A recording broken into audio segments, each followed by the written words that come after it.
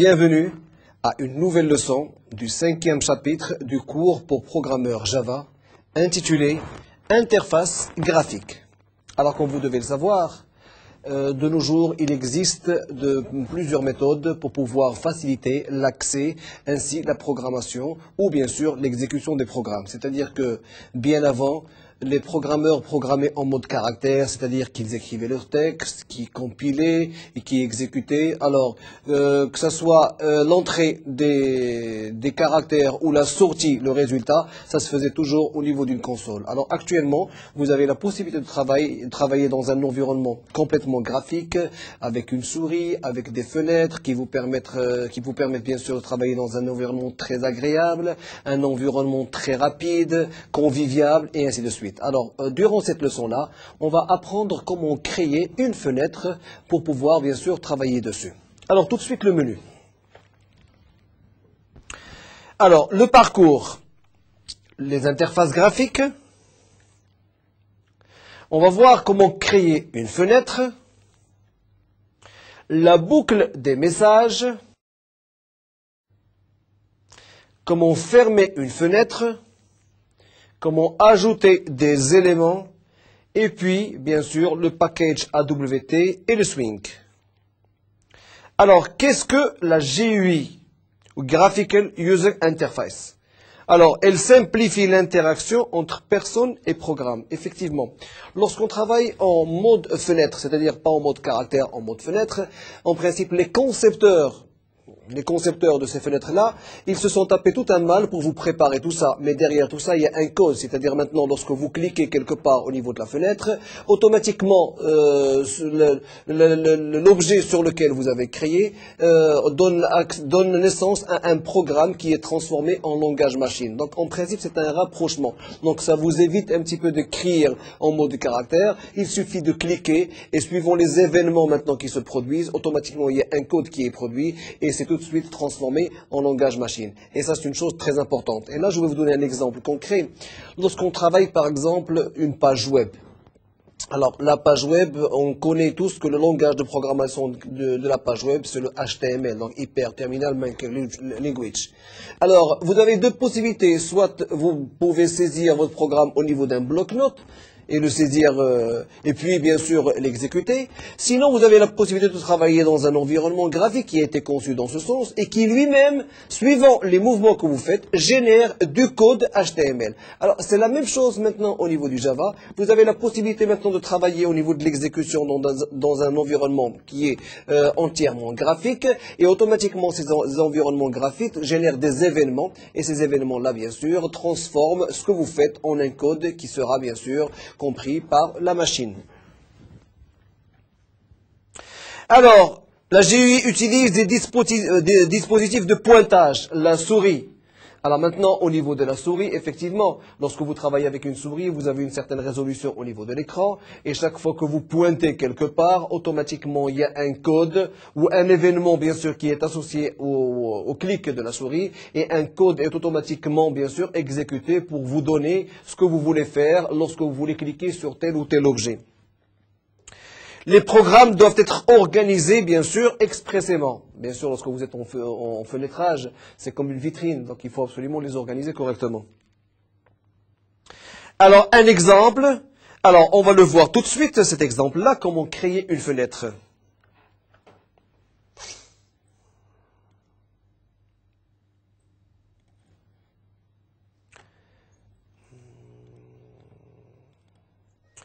Alors, exercice. On va voir la leçon 20.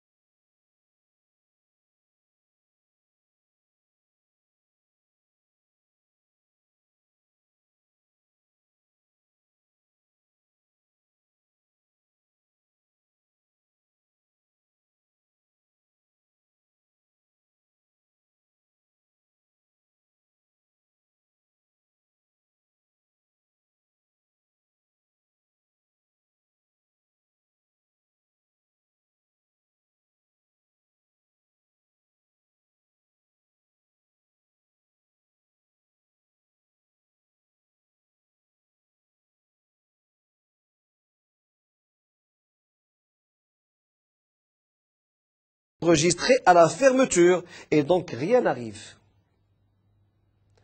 Alors, pour pouvoir perfectionner l'exemple, on va revoir notre exemple de tout à l'heure, mais cette fois-ci, on va voir la fenêtre numéro 2.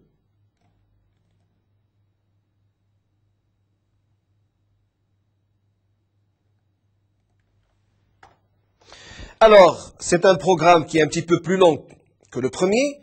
Alors, nous faisons, bien sûr, appel à deux packages, java.awt.étoile et puis java.awt.events.étoile, donc des sous-classes dont on aura besoin. Donc, c'est un programme de création d'une fenêtre en Java.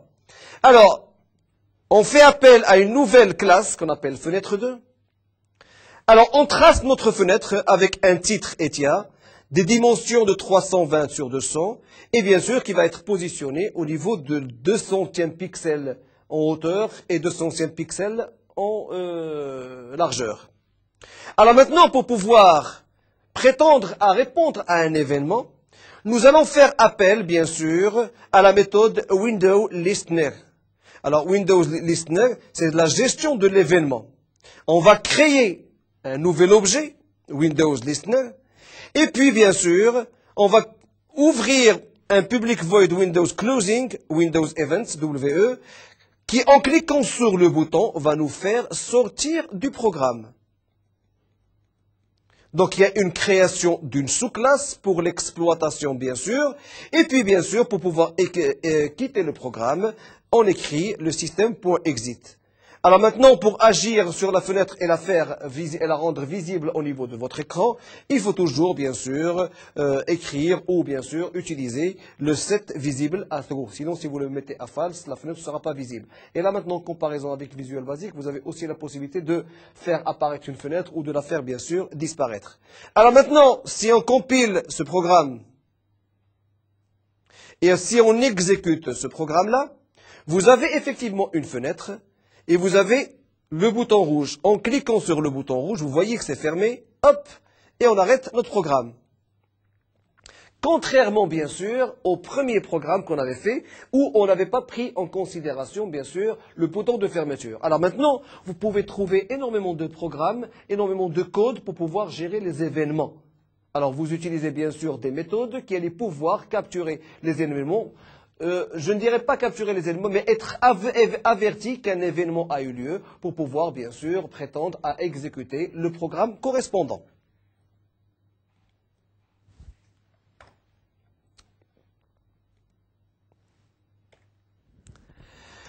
Ajout d'éléments.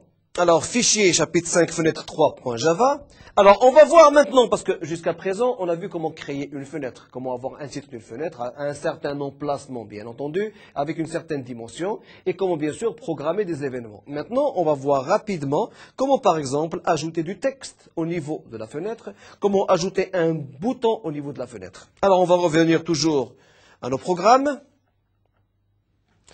et on va ouvrir la fenêtre 3.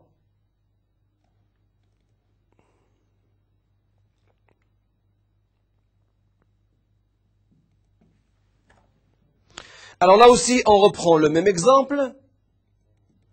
Alors, jusqu'ici, c'est ce qu'on vient de voir pour l'instant. Donc, la création de la fenêtre, elle est là.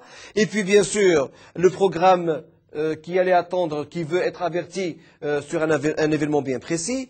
Et puis, bien sûr, l'insertion d'un label, new label, Java est facile, par exemple. Et puis, on va ajouter ça au niveau du centre, parce que L, c'est un nouvel objet de type label, et puis vous avez f.ad pour pouvoir positionner ce label au centre de la fenêtre. Alors B, c'est un nouvel objet de type bouton, donc c'est un new bouton, avec une affectation OK, c'est-à-dire que le B va recevoir une affectation OK. Et le B va être positionné tout à fait au sud, c'est-à-dire au bottom de la fenêtre. Et puis f.set visible pour pouvoir afficher la fenêtre. Donc, on va compiler ce programme. Et puis, on va exécuter ce programme. Et vous allez voir apparaître votre fenêtre avec ETIA. Java est facile qui a bien été placé au milieu. Le bouton avec OK qui a bien été placé tout à fait en bas de la fenêtre. Et puis, en cliquant sur la croix rouge, vous fermez votre programme. Alors bien éventuellement, ça ce sont des classes qui sont préparées. Ces classes-là, vous pouvez bien sûr les réutiliser au niveau d'autres programmes ou d'autres classes nouvelles.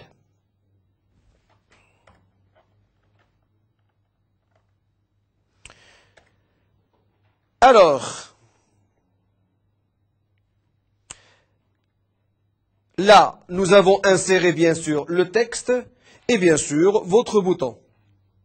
Alors, les packages pour les GUI. Alors, pour pouvoir utiliser les interfaces graphiques, le package le plus utilisé, c'est le java.1wt qui utilise plusieurs méthodes dans ce sens. Alors, Abstract Windowing Toolkit, c'est un ensemble de classes de base pour la création d'interfaces graphiques. Alors là aussi, les concepteurs de Java se sont tapés tout le mal pour pouvoir bien sûr préparer des classes qui allaient vous permettre bien sûr de concevoir des interfaces graphiques facilement agréables. Simple mais primitif.